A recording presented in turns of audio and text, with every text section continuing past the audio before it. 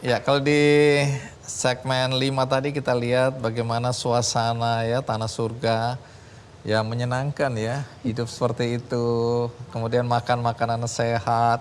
Tapi yang datang juga ada orang bule ya tadi ya. Iya.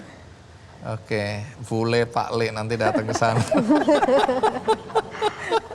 Nah, pemahaman soal ada waktu di mana kita apa ya fokus pada apa yang ada di sekitar kita, tidak main gadget, itu bagaimana ceritanya? Iya, itu artinya kita sebetulnya memberikan perhatian lebih ya terhadap apa yang sebenarnya kita rasakan. Jadi memang kenapa disarankan untuk meditasi, yoga, itu adalah sebuah cara untuk bisa kalau dimanapun kita berada, kita bisa untuk merasakan seluruh sensasi tubuh ini. Paling tidak, paling dasar sekali itu adalah cara kita bernafas. Merasakan sensasi nafas yang kita rasakan ke seluruh tubuh. Gitu, itu sebetulnya sudah ambil jeda dan membuat kita lebih bisa grounding gitu. Jadi tidak lagi pikiran ini overthinking, cemas, depresif, anxiety dan lain sebagainya. Itu ada manfaatnya buat kesehatan fisik Pasti, maupun betul. kesehatan mental. Iya, karena kan kita sebetulnya dikontrol oleh tadi bagaimana pernafasan kita kan Bang gitu. Jadi kalau kita marah biasanya sensasi itu akan terasa panas di tubuh. Kalau kita cemas itu biasanya mungkin secara fisiologis tubuh kita juga akan memberikan sinyal. Nah, ketika kita dalam posisi itu, kita memang harus hening dan jeda sebentar. Gitu, mengatur kembali nafas gitu sehingga kita bisa lebih fokus gitu. Menarik ya. Jadi tolong diterapkan hidup seperti itu Bapak Ibu sekalian. Nah, kembali ke Mas Budi, Mbak Arina ya. Waktu kita menikmati makanan-makanan organik, ini kan tadi ada proses. Dan kalau kita ke sana kan proses itu diperlihatkan. Bagi sebagian orang kan kesuwen itu, terlalu lama ini nunggunya. Aku kalau udah lapar, mana? Tunggu dulu, lihat prosesnya dulu. Ya, bagaimana dipetik sampai akhirnya ke meja Anda. Orang-orang datang nggak protes di sana ya, soal kita harus menunggu agak lama dibandingkan dengan tempat-tempat lain, restoran-restoran lain. Atau mungkin karena yang datang sudah paham tentang konsep ini, mereka nggak protes. Bagaimana ceritanya? Memang disarankan jangan pas lapar banget. Iya, yang salah kalau lapar banget. Berapa lama misalnya saya harus menunggu kalau saya mau ke sana? Itu sebenarnya juga tergantung juga dari ada berapa pengunjung di sana. Kalau misalkan seandainya memang lagi sepi, sebetulnya kalau prosesnya itu ya nggak lama-lama banget ya. Sekitar 10 sampai 20 menit lah paling lama gitu. Nggak lama sebenarnya ya. Apalagi kalau Kalau suasananya datang menyenangkan. betul. Dan kalau orang datang, memang ada kalau yang sudah paham mereka nggak akan marah. Walaupun banyak juga kalau yang datang ke sana memang karena jadi baru lihat hanya karena mereka nggak tahu konsepnya. Mereka lihat, oh ini tempatnya bagus di Instagram atau di Google gitu ya. Datang mereka nggak tahu konsepnya, terus ya udah terima aja. Kalau marah-marah ya akhirnya kita walaupun dijelaskan namanya orang udah lapar kan ya marah pasti ya gitu. Ya, kalau orang lapar emosi. Jadi pernah suatu waktu tuh yang ya ini lucu juga sih waktu tuh lagi pas rame gitu. Jadi Mas Budi ikut bantu untuk waitressing gitu kan. Waktu itu pas kita lagi nggak ada orang juga gitu. Kebetulan sebenarnya Mas Budi ini rame itu dari pagi. Jadi Mas Budi itu dari pagi sampai siang itu dia sampai nggak sempat makan siang. Jadi dia saking lagi makan terus ada tamu terus dilayani pas ada kesempatan dia makanlah dulu. Memang kan kelihatan. Akhirnya sama orang itu bilang ke saya, itu coba tamunya belum makan. Ini pegawainya udah makan. Oke, kayak gitu. Iya Pak, mohon maaf. Sebenarnya kesal gitu ya, gitu. Tapi ya gimana gitu. Ya, suami saya itu kok dimarah-marahin aja. Ya dari sepagi dia nggak makan. Tapi mau nanya juga nih sama Mas Budi, kalau untuk anak-anak gitu, pengalaman apa yang bisa didapatkan? Apakah memang ada space khusus buat anak-anak sambil nunggu mungkin makan, gimana itu? Iya. Jadi Tanah Surga itu bukan hanya sebagai tempat makan dan minum, seperti yang saya katakan tadi, tapi ada sisi edukasinya. Dan kita mendesain Tanah Surga itu, kalau nanti dan saya mengundang sekarang ke Tanah Surga, veggie patch-nya itu miring-miring Bang.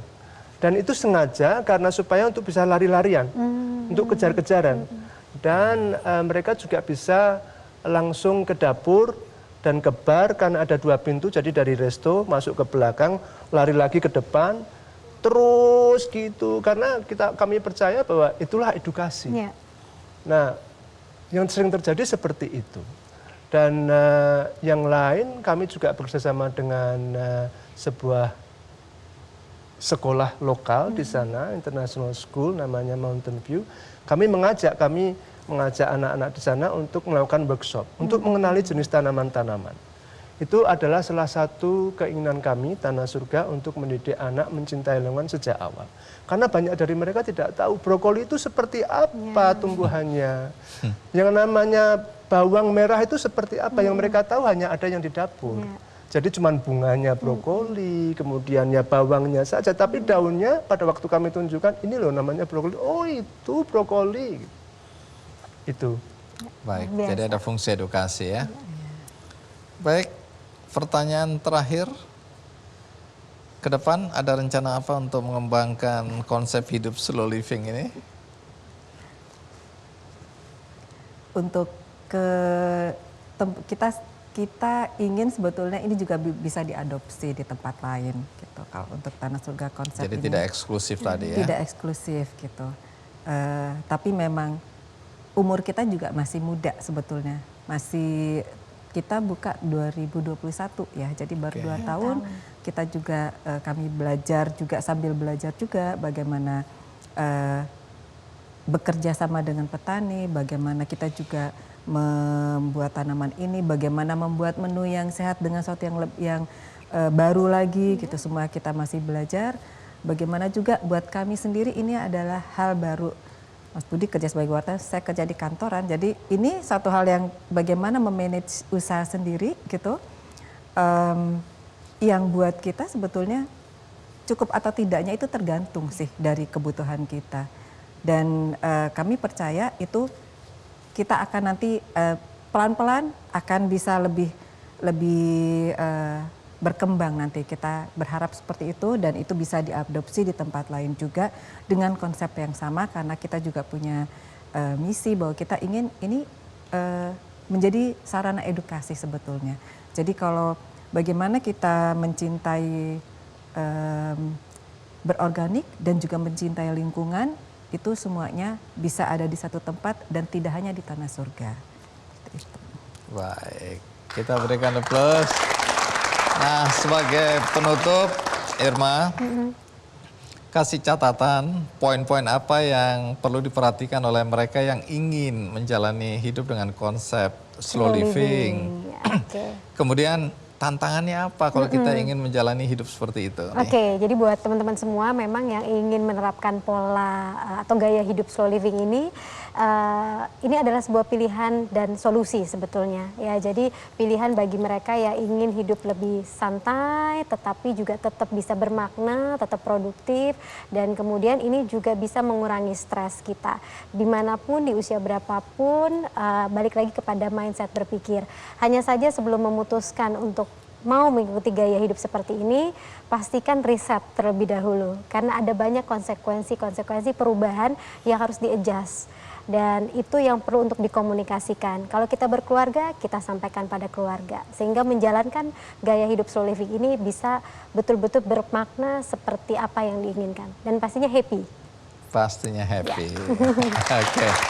Baik, terima kasih Irma, terima kasih Mas Budi, Mbak Arina. Baik, bagi Anda yang menginginkan buku ini, ya, ini bukunya judulnya Slow, ya, bagaimana hidup dengan konsep slow living, itu ceritanya dirangkum di sini. Kalau Anda tertarik untuk mendapatkan buku ini, caranya mudah, tinggal ikut kuisnya di Twitter, di Facebook, dan Instagram.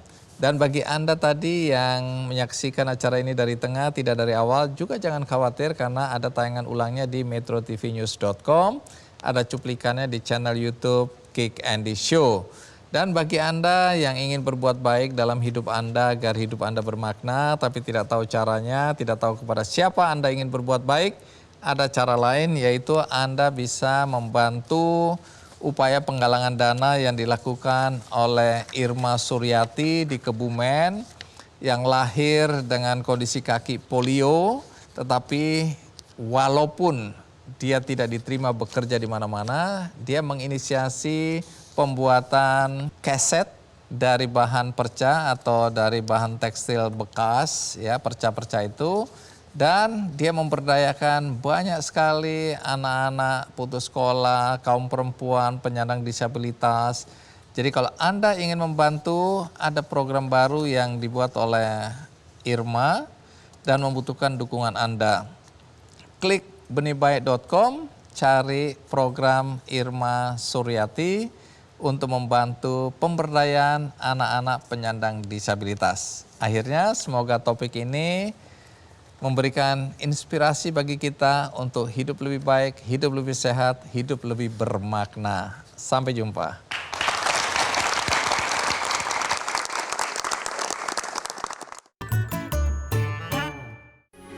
Metro TV